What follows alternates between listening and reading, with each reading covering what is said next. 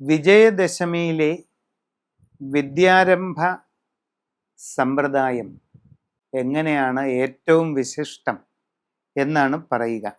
നമ്മൾ മലയാളികൾ എഴുത്തിനിരുത്ത് എന്നൊക്കെ പറഞ്ഞ് കാലങ്ങളായിട്ട് നടത്തുന്നുണ്ട്.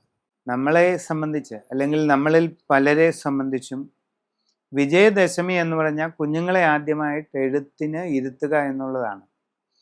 സത്യത്തിൽ അത് മാത്രമൊന്നുമല്ല, എല്ലാ വിദ്യയുടെയും വിശിഷ്ടമായ ആരംഭ ദിനമാണ് വിജയദശമി. വടക്കേ ഇന്ത്യയിൽ ആയുധ പൂജയായി ആഘോഷിക്കുന്നതും വിജയദശമിയാണ്.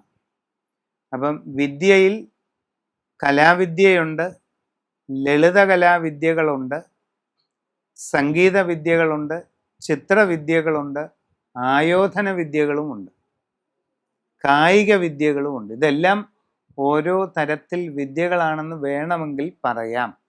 അപ്പോൾ പണ്ടത്തെ ഒരു ഗ്രന്ഥത്തിൽ ഒരു വരി കണ്ടത് ഞാൻ ഓർക്കുകയാണ്. കലാവിദ്യാ നിപുണനെ വിദ്വാൻ എന്നു പറഞ്ഞിട, ശ്രീവിദ്യാ വേദിയെ മാത്രം വിദ്വാൻ എന്ന് പറഞ്ഞിടാം. ആ പറഞ്ഞ വാചകത്തിൻ്റെ അർത്ഥം, നാനാതരത്തിലുള്ള കലാവിദ്യകളിൽ നിപുണനായിരിക്കുന്ന സമർത്ഥനായിരിക്കുന്ന ഒരാളെ വിദ്വാൻ എന്ന് നിങ്ങൾ വിശേഷിപ്പിക്കരുത്. പകരം ആരെയാണ്? ശ്രീവിദ്യാവേദിയെ മാത്രം വിദ്വാൻ എന്ന് പറഞ്ഞിടാം. ഒരു വലിയ ആചാര്യൻ എഴുതിയ ഒരു ഗ്രന്ഥത്തിൽ ശ്രീവിദ്യ ഉപാസന പദ്ധതിയെപ്പറ്റി പറഞ്ഞിരിക്കുന്ന ഭാഗത്ത് ഉള്ള 2 വരികളാണ്. ഭാരതത്തിലെ ഏറ്റവും പ്രാചീനമായ ശാക്തേയ അനുഷ്ഠാന പദ്ധതിയിൽ അന്നും ഇന്നും എന്നും ഏറ്റവും പ്രമുഖമായിട്ടുള്ള ഒരനുഷ്ഠാന സമ്പ്രദായമാണ് ശ്രീവിദ്യ അനുഷ്ഠാന സമ്പ്രദായം. ശ്രീവിദ്യ എന്നുള്ളത് പരമോന്നത ബഹുമതിയായിട്ട് അതിന് നൽകിയിരിക്കുക. മഹാഷോഡശി വിദ്യ എന്നും അതിന് പേര് പറയാം. ദശമഹാവിദ്യകളിൽ ഏറ്റവും പ്രാധാന്യമർഹിക്കുന്ന ലളിതാ മഹാത്രിപുര സുന്ദരി എന്ന ദേവിയെ ഉപാസന ചെയ്യാൻ ഉപയോഗിക്കുന്ന മന്ത്രത്തിന് മഹാഷോഡശി എന്ന് പറയും. 16 അക്ഷരങ്ങളോടുകൂടിയ മന്ത്രമായതുകൊണ്ടാണ് മഹാഷോഡശി എന്നുള്ള പേര് വന്നത്. ഈ 16 അക്ഷരങ്ങളോടുകൂടിയ ആ മന്ത്രം അതിൻ്റെ അനുബന്ധങ്ങളായിട്ടുള്ള ഒട്ടേറെ ഘടകങ്ങളോടുകൂടി ആരാധിക്കുന്ന സമഗ്രമായൊരു പദ്ധതിയാണ് ശ്രീവിദ്യ പദ്ധതി. അപ്പം ഈ ശ്രീവിദ്യാ മന്ത്രം ഉപയോഗിച്ച് ദേവിയെ ആരാധിക്കുന്നതിന് മുൻപ് വേറെ ഒട്ടേറെ ഘടകങ്ങളുണ്ട്. ആദ്യം ഗണപതി വിദ്യ, ഗണപതി മന്ത്രമാണ് ആദ്യം ആരാധന ചെയ്യേണ്ടത്. ആ ഗണപതി വിദ്യ 1, 2, 3 എന്നീ ക്രമത്തിൽ 3 ഘട്ടങ്ങളിലായിട്ട് നടക്കുന്നതാണ്. അതിനുശേഷം ഭൈരവ വിദ്യ, ശ്രീവിദ്യാ മന്ത്രത്തിൻ്റെ ഋഷിയും ദേവി ഉപാസകരിൽ അഗ്രഗണ്യനുമായിരിക്കുന്ന ആനന്ദ ഭൈരവനെ ആരാധിക്കുന്ന വിധിയുണ്ട്. ആനന്ദ ഭൈരവൻ്റെ മന്ത്രം ജപിച്ച് ഭൈരവ വിദ്യ ആരാധന ചെയ്യണം. പിന്നീട് ബാലാത്രിപുര സുന്ദരിയുടെ ഉപാസന.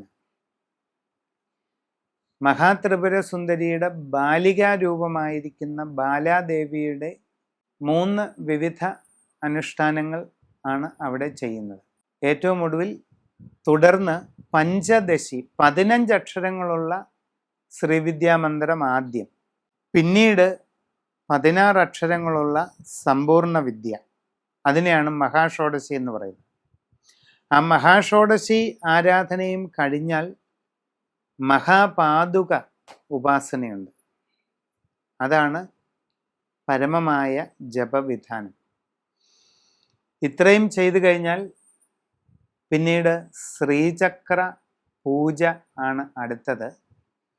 ശ്രീവിദ്യ ഉപാസന ഇത്രയും പൂർത്തീകരിച്ച ഒരു വ്യക്തി ശ്രീചക്ര പൂജയിലേക്ക് വരണം. അത് ആദ്യം നിലത്ത് വരച്ച ശ്രീചക്രത്തിൽ അനേകം ആവരണ പൂജകളോടുകൂടിയ നീണ്ടു നിൽക്കുന്ന ഒരു പൂജാവിധി ചെയ്യുക.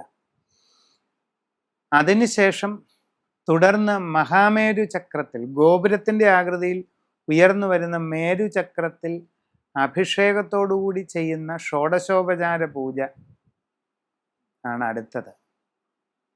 ഏറ്റവും ഒടുവിൽ ശ്രീചക്ര ഹോമം. ഇങ്ങനെയുള്ള സമഗ്രമായ പദ്ധതിയാണ് ശ്രീവിദ്യാ പദ്ധതി. അപ്പം ഈ ശ്രീവിദ്യ മന്ത്രോപാസന ചെയ്ത ആളാണ് യഥാർത്ഥത്തിൽ വിദ്വാൻ എന്ന വിശേഷണത്തിന് അർഹൻ എന്നാണ് മേൽപ്പറഞ്ഞ ഗ്രന്ഥത്തിൽ സൂചിപ്പിക്കപ്പെട്ടിരിക്കുന്നത്. അപ്പം ശ്രീവിദ്യാ മന്ത്രം എത്രമാത്രം വിശിഷ്ടമാണെന്ന് നമ്മൾ അറിഞ്ഞിരിക്കണം. പഴയ കാലത്ത് പ്രാചീന ആചാര്യന്മാർ പലരും ഈ ശ്രീവിദ്യ ഉപാസന ചെയ്ത് സിദ്ധി നേടിയ മഹാ ആചാര്യന്മാരായിരുന്നു. അങ്ങനെയുള്ളവർ നടത്തുന്ന വിദ്യാരംഭത്തിൻ്റെ ഫലം അവർണ്ണനീയമാണ്. അവരാൽ എഴുത്തിനിരുത്തപ്പെടുന്നവർ, അവർ നടത്തുന്ന വിദ്യാരംഭത്തിൽ പങ്കാളികളാകുന്നവർക്ക് ഉണ്ടാകുന്ന ദേവി അനുഗ്രഹം അവർണ്ണനീയമാണ്. അപ്പോൾ നമ്മൾ നമ്മുടെ കുഞ്ഞുങ്ങളെ വിദ്യാരംഭം നടത്തുമ്പോഴും വിദ്യാരംഭം അഥവാ എഴുത്തിനിരുത്ത് പൂർണ്ണമാകണമെങ്കിൽ വിദ്യാദേവതയായ പരാശക്തിയുടെ ആരാധന നിർബന്ധമായിട്ടും നടത്തുന്നതാണ് ഏറ്റവും ഉത്തമം. ആ പരാശക്തിയായ ഭഗവതിയെ ആരാധിച്ചുകൊണ്ട് തന്നെ നിങ്ങൾ വിദ്യാരംഭം ചെയ്യണം എന്ന് പറയുവാനായിട്ട് ആഗ്രഹിക്കുകയാണ്. നന്ദി, നമസ്കാരം.